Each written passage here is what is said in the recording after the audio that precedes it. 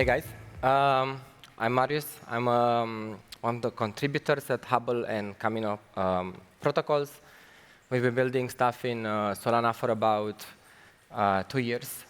We've been through, top of the bull market, bear market, and then, questioning ourselves quite a bit through the, ups and downs.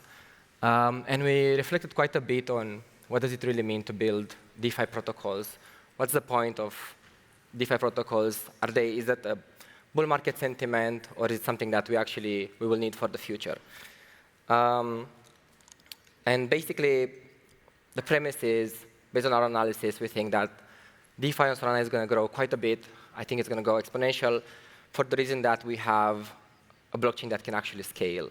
And because we have a blockchain that can scale, because you can have all kinds of assets that use Solana as a ledger, and because Solana doesn't price out actors from all over the world, then you'll be able to have a much bigger financial system.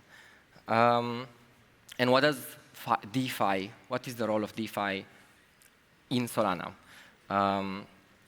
So to kind of answer this question, I'd like to just go a little bit back in time, think about it from a first principles point of view.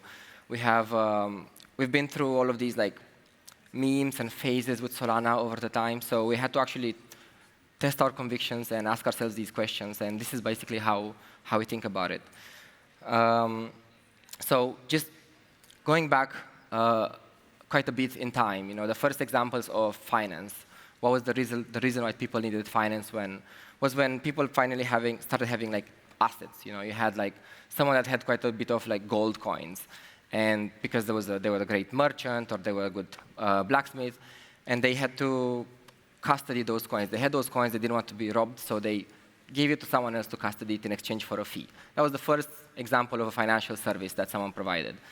After that, the person that custodies the gold coins knows someone else that might need some gold coins to buy some machinery, to farm some land, to make some profit next year. And that's when the banker says, oh, look, I have some spare gold coin that my client doesn't really use right now. I can lend it to you if you pay it back, pay some interest rate, and then I will take a cut and I'll give it back to the lender. So these are the sort of financial activities that had to go around people that had assets. As soon as you have assets and resources, when you have economic activity, that's when the financial layer comes and starts servicing and making this a bit more efficient. Another famous example that gets taught out in business schools is how the first ever financial derivative came about, and it was with some farmer in ancient Greece which had crops and was afraid of the price of the crops, of the price of the whatever crops yields they were getting next year. They were afraid of price fluctuation. He had fixed costs to pay people, but the revenue would be variable. So someone agreed to do a forward contract, what we call now, to fix the price, to know exactly at what price you will sell it in the future, and that basically gave him clarity. So basically what I'm trying to say is that all of this DeFi, all of this financial activity is about assets. It's about servicing people that have assets and that have needs with respect to those assets and resources. Finance in itself doesn't really do much. It's not it doesn't create value out of thin air, but sometimes it does. But basically, it really services people that have needs. Finance without assets, finance without economic activity is pretty useless. So having understood that, having these ground principles to think about, we can fast forward in the future and see what is the current state of our financial system. And for us to be able to actually scale up, to actually have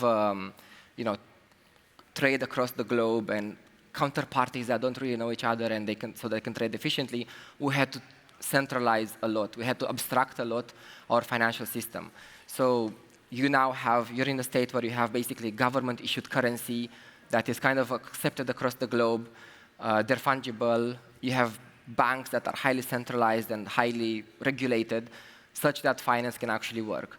And the byproduct of having so much centralization and so much abstraction is that you end up with you end up with side effects. When one of the bank fails, like we've seen with like Silicon Valley Bank, basically we all pay the price of their bailout through inflation.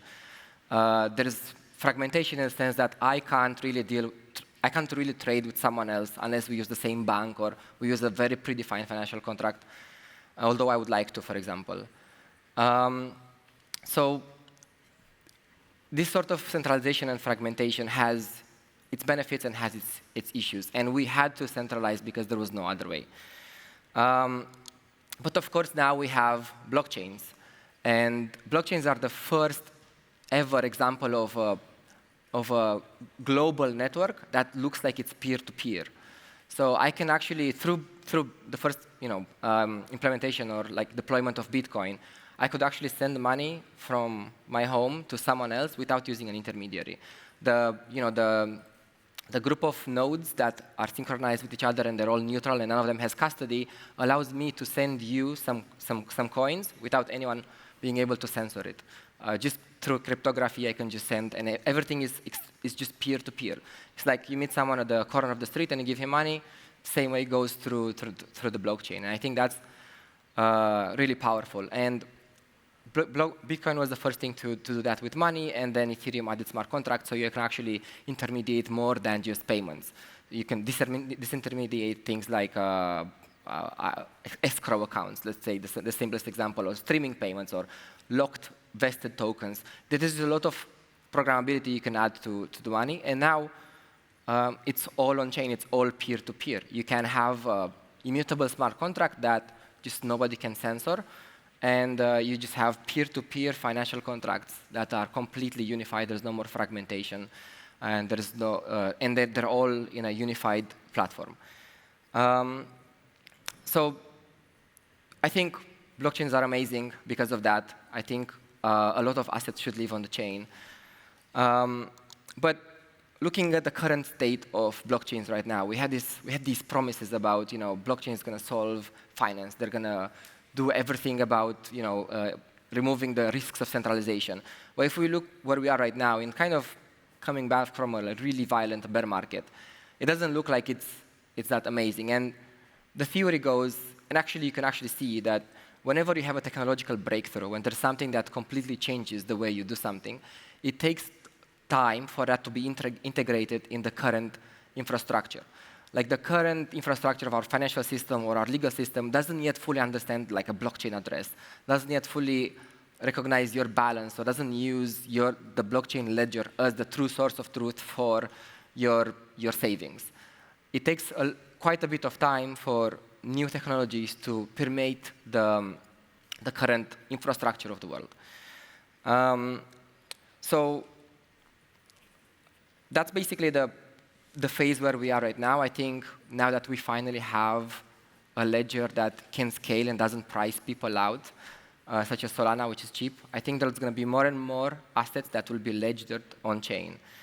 And as we discussed just at the beginning, finance is all about servicing people with assets. And if you look at what are the kinds of assets that exist right now on-chain, there's a few of them, but not that many. You have like the crypto-native assets, which are basically, Bitcoin, Sol, ETH. You can argue that Bitcoin is gold or digital gold, or it's attempting to be gold. So that has a function in itself. Sol, ETH could be currencies or could be utility tokens. You have governance tokens for different DeFi protocols. So these are assets that have inherent value in themselves. They can also be traded, but they also have like economic value in themselves. So DeFi can be there to serve people that have those assets or needs with those assets. Let's say you want to borrow some Sol because you want to do some governance proposal or things like this. The other type of assets you currently have on-chain are assets that are on-chain claims for off-chain assets. So you can think of them as like real-world assets, tokenized on-chain. So USDC is not real like dollars on-chain. They're actually claims to some dollars in some bank account somewhere that is hopefully regulated and it matches one-to-one. Tokenized treasury is the same. You have some SPV somewhere which has bought treasuries and it's tokenized and it streams the flows to the token. But that's basically what you have right now. And because that's the only thing you have, because you only have very native tokens that actually don't point to that much real-world economic value, DeFi can't do more than just serve these needs. And because they're inherently speculative and they don't really have a lot of real-world integration, DeFi right now can do things with these assets. So it can help you do borrowing, it can help you do lending, it can help you trade them, but not much more than that. And the thing that we've been struggling with was how much value can we add as a DeFi protocol to the Solana ecosystem. And the answer we came up with is that we're not really here to solve economic growth as a protocol. We're here to serve people that build these useful assets. So basically, zooming in on that, DeFi at the moment can help you, if you have some asset that has some meaning, DeFi can basically help you build a liquidity pool or a decentralized exchange where you can trade them. If you want to have more of that, if you want to have more exposure, DeFi can help you leverage it. If you are afraid of losing your coins because you don't want to hold the seed phrases, you can have a multi-sig, and DeFi can help you custody it. So as long as you have assets, DeFi can serve you. The more assets, the more types of assets that are created and are ledgered on-chain, the more kinds of DeFi activity you will have. And just looking back at the past few years, when DeFi first came about, we had these great promises about how it's going to be amazing and it's going to change the world. And looking at it as of today, I think we failed on that. Ethereum was the first one to actually start with DeFi. And if we look at the state of DeFi right now in Ethereum, I think it's pretty sad. I'm not pointing Ethereum. I think Solana is worse. But I think Ethereum was the first promise. And the reason is that it's basically, there were two issues. The first one is there's just not that many assets. I think the types of assets you can use, there's very few of them. We all know them. And not new kinds appear. You can have more of the same, but not new kinds appear. And the second reason is that you're just pricing people out. If you want to, for example, DeFi is great for someone that lives in a country which has hyperinflation and they want to hold dollars. I think that's awesome. And but if you want to buy dollars and hold them and trade with them and swap them to hold them as your store of value, you'll pay a lot on fees. And for people that live in these countries with hyperinflation, that's just very exclusive. So you're priced out of the system. So I think that's why it failed. And basically, this is a negative feedback loop.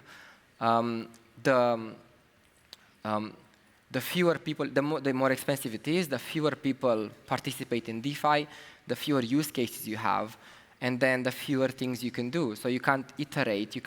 You don't have new use cases that you can iterate on, experiment. You don't have many more people. So I think a lot of it has to do with still being early, but a lot of it has to do with Ethereum just not being able to scale. And I know it can scale with L2s, but I think that creates other layers of friction. So I don't think DeFi in an expensive chain can grow. I just simply think people are going to be priced out. And that's why I think Solana has a shot of changing the game. We're here at Solana conference. We love Solana for all kinds of reasons, but I think if there is going to be a unified ledger of the world where people are okay to ledger their assets, to hold hold custody there, it has to be a place where anyone can be a participant. It's not prohibitively expensive, and this creates the positive feedback loop. The more people come, the more things you can do, the more use cases can be created. So Solana in itself is not very special from a DeFi point of view. Solana actually can fulfill the promise of DeFi, of ledgering and banking the entire world. That's kind of the way I think about it. Basically, you have assets. Blockchains can finally do global peer-to-peer transactions and intermediation, and you have a ledger which is actually inclusive of everyone in the world. That's kind of the gist of my talk. I'm going to end up with a short shield on Camino. We're working on Camino for about a year now. And we're trying to basically serve the DeFi needs of people. People right now on chain have tokens they want to trade. We can help create pools and trading strategies or trading pairs. People who have coins they want to lend out to earn some extra yield. We have created the lending market for that. You may want to short something because you want to hedge it. So we want Camino to be a one-stop shop for DeFi. We think that unifying all of the DeFi activities in one place will create synergies and will help the DeFi ecosystem. Yeah, that's it. Thanks for listening.